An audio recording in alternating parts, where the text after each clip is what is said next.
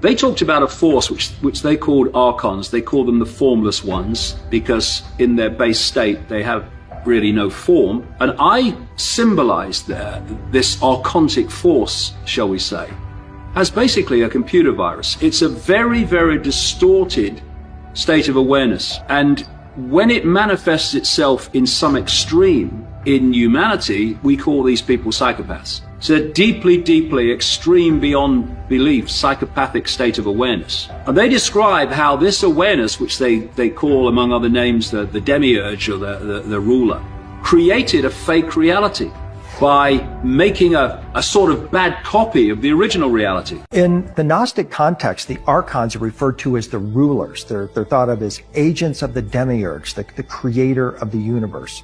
The Apostle Paul is not very complimentary towards the archons, describing them as demonic beings who seek to control the human race. He wrote letters warning humanity about the archons and how they are attempting to infiltrate the human race. The Gnostic texts are constantly pointing out that they believed the Earth was being invaded from an off-planet species called the Archons. The Archons were like an intergalactic spiritual parasite that invades the minds and psyches of common people, turning them into a type of psychopath. The Gnostics believed that these negative entities had entered into the psyches of most of our leaders, whether they're kings or politicians. The Gnostics preached that one must never fall under the sway of a leader or a religion, as that would open one up to these alien forces. I say that what's being described in Genesis is not the creation of the world, but the creation of the simulation.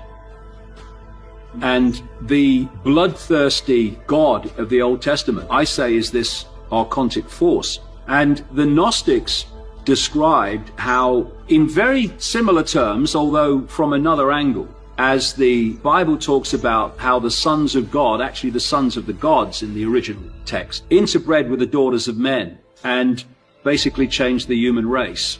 What the Gnostics do is talk about basically the same thing in the Nag Hammadi texts, but they talk about the infusion as a result of this of what they call the counterfeit spirit.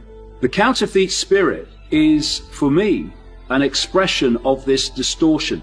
And the common theme through the ages of some force of good and some force of what people call evil battling for supremacy. When people talk about they have a dark side, I say that's this counterfeit spirit.